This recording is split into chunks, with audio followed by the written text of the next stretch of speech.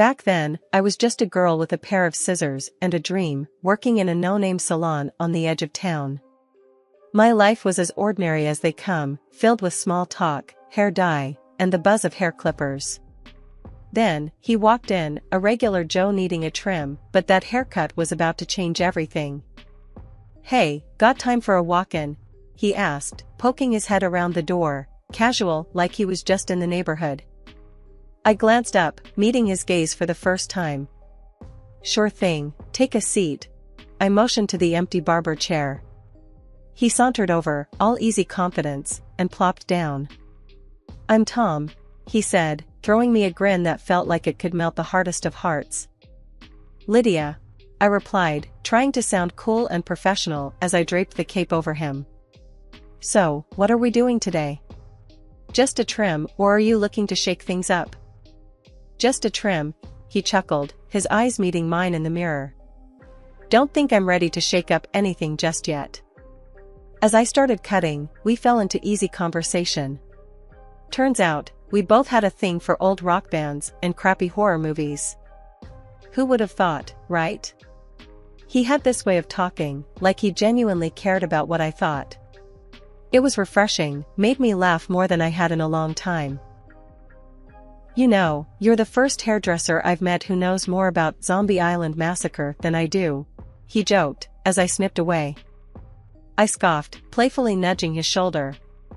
"Please, that movie's a classic. Besides, it's not often I get a client who appreciates fine cinema."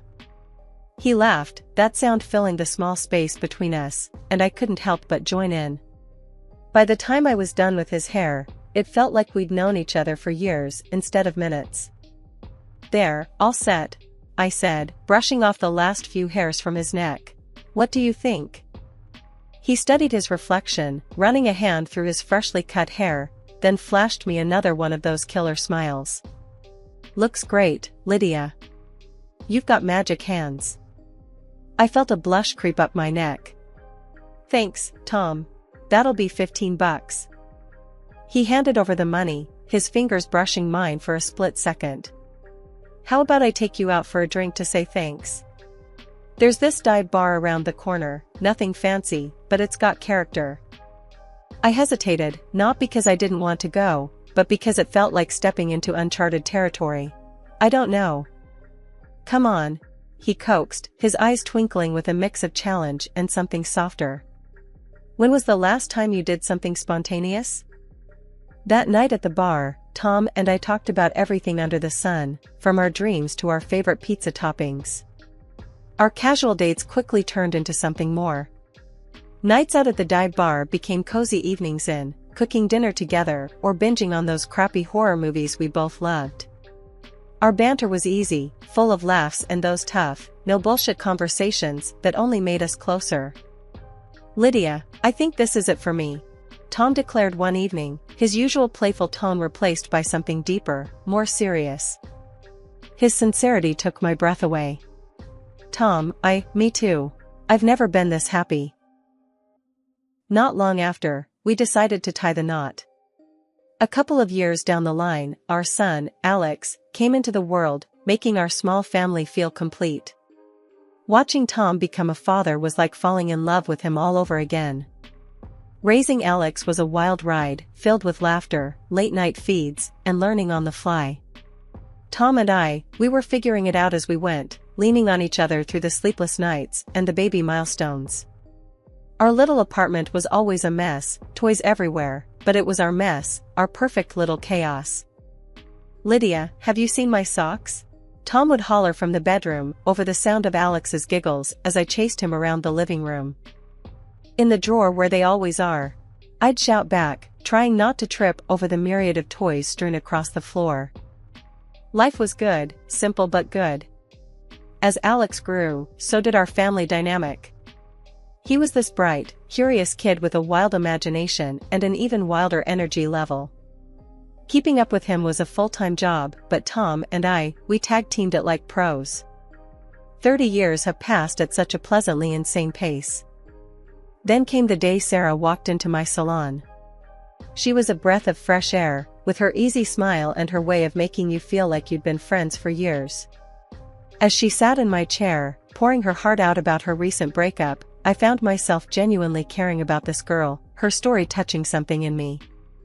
"Men are trash," she huffed, a fire in her eyes as she recounted her tale of woe. I couldn't help but laugh, snipping away at her hair. "Not all of them, surely. I got lucky with mine, but it took a few frogs to find my prince." She smiled at that, a real smile that reached her eyes. "You give me hope, Lydia."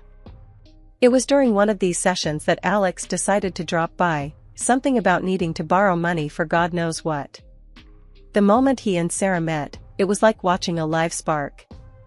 They hit it off instantly, their chemistry undeniable. "Mom, Sarah's cool, where'd you find her?" Alex asked later, trying to sound nonchalant but failing miserably. "In my chair, where else?"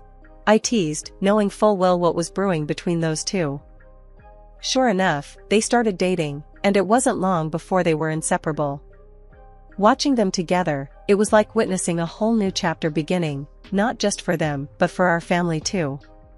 Their whirlwind romance led them down the aisle in no time, and Tom and I found ourselves welcoming Sarah into the family with open arms. "Dad, I'm gonna marry her," Alex announced one day, a serious look on his face. Tom clapped him on the back, a broad smile spreading across his face. "You've got my blessing, son. Just make sure you're ready for the wild ride that is marriage." And what a ride it was. Their wedding was a simple affair, much like ours had been, but it was perfect. There was laughter, dancing, and an overwhelming sense of joy that filled the air. "Welcome to the family, Sarah," I said, pulling her into a hug. "You're stuck with us now, for better or worse." She laughed, hugging me back. "Wouldn't have it any other way, Lydia." Our family gatherings became the highlight of our weeks, filled with good food, great company, and the inevitable stories of Alex trying to impress Sarah with his not-so-impressive cooking skills. "Mom, tell Sarah about the time I made that 3-course meal," Alex would say, puffing out his chest with pride. I'd exchange a knowing look with Sarah, then dive into the tale, embellishing here and there for comedic effect. Well, the fire department only had to come once, so I'd say it was a success. Everyone would burst into laughter, the sound and melody that filled our home with warmth and happiness.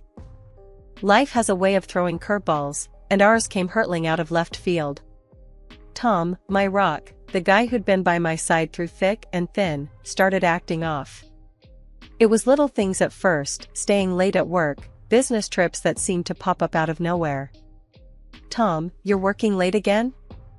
I'd ask, phone cradled between my ear and shoulder as I tried to juggle dinner prep. "Yeah, babe, big project. You know how it is." His voice came through, tired but edged with something I couldn't quite place. I did know, or at least I thought I did. But then the late nights started stacking up, becoming more the rule than the exception. "And the gym?" Tom hadn't stepped foot in one since I'd known him, and suddenly he's all about fitness, talking about getting in shape like it was his new religion. One evening, as he laced up his sneakers, I couldn't hold back my curiosity. "Since when do you care about hitting the gym?" He chuckled, a sound that used to warm me but now felt like it was skating over something colder. "What, can't a guy want to look good for his wife?" His words should have soothed me, but they didn't. There was a gap between us that words couldn't bridge anymore. Then there was Sarah, our son's wife, who'd been like a daughter to us. She was in on these family dinners, laughing and joking, yet I noticed she'd started spending more time on her phone, smiling at texts in a way that seemed off. "Who's keeping you smiling like that?" I asked her one afternoon as we cleared up after lunch. "Just a friend from work, you know how it is," she replied, her gaze darting away from mine a little too quickly. "Yeah, I know how it is," I echoed, a sinking feeling in my stomach. Things came to a head when a friend of mine, Jenna, pulled me aside one day. We were at the market, and out of nowhere, she said, "Lydia, I saw Tom at the hotel downtown, and he wasn't alone." My heart stopped. "What are you talking about, Jenna?" "Tom's been on a business trip." She hesitated, then pulled out her phone, showing me a video. There he was, my Tom, arm around a woman. That alone was a gut punch, but when the woman turned her face towards the camera, the ground slipped away beneath me. It was Sarah. I felt like I was choking, the air too thick to breathe. This has to be a mistake, I whispered, more to myself than to Jenna. I wouldn't tell you if I wasn't sure, Lydia, Jenna said, her voice full of sympathy I didn't want or need. I nodded, numb, asking her to send me the video before we parted ways. When I got home, Tom was his usual self, asking about my day with that same distracted air. I looked at him, really looked at him, and saw a stranger where my husband used to be. Everything's fine, I lied smoothly, the words tasting like ash in my mouth. Just the usual day. I needed time to think, to plan, to figure out what the hell I was going to do. Later, alone in our room, I watched the video again. And there it was, the truth I couldn't deny any longer. All of Tom's late nights, his newfound love for the gym, it all made a sickening kind of sense. I sat there, phone in hand, feeling a rage and sorrow I didn't know were possible. Tom, the man I'd spent my life with, and Sarah, who I'd welcomed into our family with open arms, had betrayed me in the most unimaginable way. The days following the revelation felt like walking through a thick fog, each step heavier than the last. But I knew I had to clear the air, for my sake and Alex's. The decision to confront Tom and Sarah together weighed on me like a ton of bricks. My hand shook as I dialed Alex's number, my heart pounding against my ribcage. Hey, Mom, what's up? Alex's voice, always so full of life, cut through the silence of the room. I took a deep breath, steadying myself. Alex, we need to talk. It's important. Can you come over? There was a brief pause, concern creeping into his tone. Sure, everything okay? We'll talk when you get here, honey, I said, trying to keep my voice even. The wait for Alex to arrive was excruciating. Tom was out, probably with her, leaving me alone with my thoughts and the damning video on my phone. When Alex finally walked through the door, his brows were furrowed in worry. Mom? You're scaring me. What's going on? He asked, closing the door behind him. I motioned for him to sit down, my hands trembling as I passed him my phone. Watch this, I said, the words barely a whisper. Alex's confusion turned to shock, then horror as the video played out. He looked up at me, his eyes searching for an explanation, any explanation that could make this nightmare make sense. Mom, please tell me this isn't real, he begged, the pain in his voice a mirror of my own. It's real, Alex. I'm so sorry, I said, my voice breaking. We sat in silence, the weight of betrayal hanging heavy between us. After what felt like an eternity, Alex spoke up, his voice hardened with resolve. We need to confront them. Together, he said, and I nodded. There was no other way forward. The dinner table was set, a macabre stage for the unraveling of our family. Tom and Sarah arrived together, oblivious to the storm they were about to walk into. Their laughter grated on my nerves, but I kept my composure. Lydia, this looks wonderful, Sarah said, taking her seat with a smile that didn't reach her eyes. I forced a smile in return, waiting for Alex to signal he was ready. He gave me a subtle nod, and I knew it was time. Tom, Sarah, we have something to show you, I said, my voice steady, despite the turmoil inside me. I played the video, watching their faces closely. Tom's expression crumbled, guilt washing over him. Sarah, on the other hand, looked defiant, even as her facade began to crack. This is nonsense. It's not what it looks like, Tom stammered, looking from me to Alex, desperate for any sign of belief. What, are you going to deny it? Even now? Alex's voice was cold, his anger palpable. Sarah finally spoke up, her voice laced with arrogance. What? Afraid of a little competition? The room went silent, the audacity of her words hanging in the air. Tom looked defeated, the reality of his actions finally dawning on him. Competition? Is that what I am to you? I asked, my heart breaking all over again. Alex stood up abruptly, his chair scraping against the floor. I want you out of my house, now. He directed at Sarah, his voice leaving no room for argument. She scoffed, her delusion seemingly boundless. We need housing. I'm entitled to half of this apartment and alimony. The room went silent for a moment, her words hanging in the air like a bad smell. Alex let out a harsh laugh, shaking his head. The apartment's mine, bought before we were married. You've got no claim to it, and forget about alimony after what you did. The showdown with Sarah was brutal, but clear-cut. She stormed out, her threats echoing hollowly behind her. But then, Tom turned to me, his expression shifting from guilt to something harder, colder. We need to talk about our property, he said, the words heavy between us. It needs to be divided. Our home, our life together for 30 years, reduced to mere assets, to be split. The pain of his betrayal was one thing, but this cold demand was another knife twist. So, this is it? After everything, all you care about is money? I asked, struggling to keep my voice from breaking. It's only fair. We built this together, so we split it, Tom replied, his voice void of the warmth I once knew. The divorce was nothing short of a soap opera, with more drama and screaming than I'd ever experienced in my life. Courtrooms aren't exactly the place for airing family secrets, but there we were, laying it all out for the judge to see. Tom had decided to throw in his lot with Sarah, his son's ex-wife, of all people. If you'd told me a couple of years ago that my life would turn into this mess, I'd have laughed in disbelief. After the judge banged that gavel for the last time, declaring us officially divorced, Sarah had the nerve to gloat. Guess you're on your own now, huh? Kinda old to find someone decent, she sneered, thinking she'd struck a nerve. I just smiled at her, shaking my head. Honey, if Tom's your idea of a decent man, I'm better off alone, I said, walking away with my dignity intact. Let her have Tom and all the headaches that came with him. I had bigger fish to fry. With my share of the property settlement, I bought a modest apartment in a quiet part of town. It was no palace, but it was mine, a fresh start. The rest of the money went into my dream, a beauty salon of my own. The day I opened the doors to the public, I felt a mix of nerves and pride. This is it, Mom. You're gonna knock 'em dead, Alex said, hugging me tight before the first customers walked in. And he was right.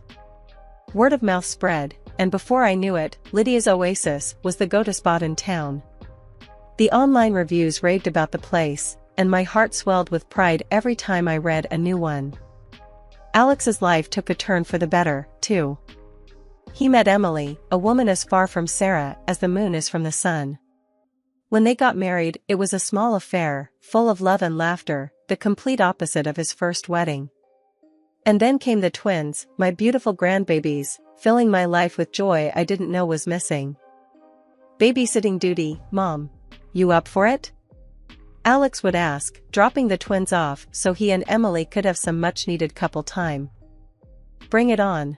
These munchkins are no match for Grandma, I'd reply, gearing up for a day filled with games, giggles, and the occasional diaper disaster. Sarah's words from the courthouse echoed in my mind, and I laughed. Old and alone? Far from it. I was surrounded by love, my business was thriving, and my heart was full. I didn't just survive, I flourished. And as for Tom and Sarah, well, let's just say I wished them all the happiness they deserved. That call, it hit me like a freight train out of nowhere. Tom, of all people, with his voice oozing confidence like he was entitled to something from me. Lydia, you know, that salon of yours. I was thinking, given how well it's doing and all, it's only fair I get a piece of it. After all, wasn't it my money that got it started? He had the audacity to claim. I felt my blood boil, but managed to keep my cool. Oh, is that so? I played along, curiosity getting the better of me. Why don't we meet and chat about this, Tom? Say, next week? The call with Alex that followed was a whirlwind of emotion. Can you believe this, Alex? After everything, he still thinks he can squeeze more out of me. Alex was furious on my behalf. Mom, this is ridiculous. Let's dig up some dirt on him. A private investigator should do the trick. The week that followed was surreal. I was physically at the salon, but my mind was miles away, lost in thought and worry over what Tom was plotting. My staff and regulars could tell something was up. "You all right, Lydia? You seem distracted," they'd say. "Just an old ghost decided to pay a visit," I'd quip back, forcing a smile. But the anxiety gnawed at me, wondering what dirt the investigator would unearth. Finally, the report landed in my hands. The findings were a mix of the expected and the utterly shocking. Tom and Sarah's life wasn't the picture-perfect scene they had been painting. Oh, how the mighty had fallen. I couldn't help but laugh, a deep, guttural sound that surprised even me. With this in my arsenal, I was more than ready to face Tom. Walking into that bustling cafe, my stomach was in knots, but my determination was ironclad. Spotting Tom and his little family setup was like watching a bad soap opera live.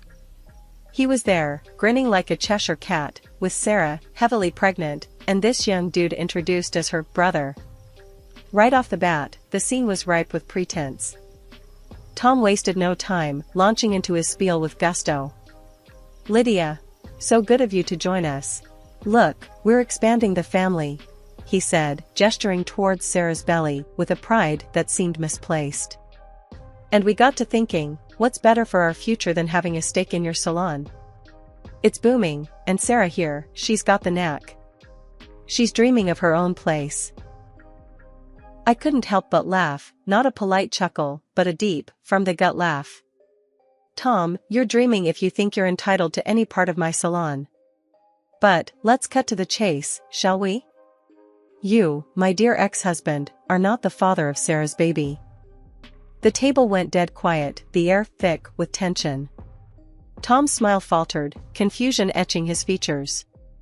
"Lydia, what the hell are you talking about?" I took my time, pulling out the photos, videos, and the clincher, the medical documents. "This young man," I said, pointing at the so-called brother, "is actually your wife's lover, not her brother. And Tom, about being a dad again, remember our little chickenpox saga? The doctor was quite clear about the aftermath, infertility." Watching the color drain from Tom's face was, I admit, a guilty pleasure.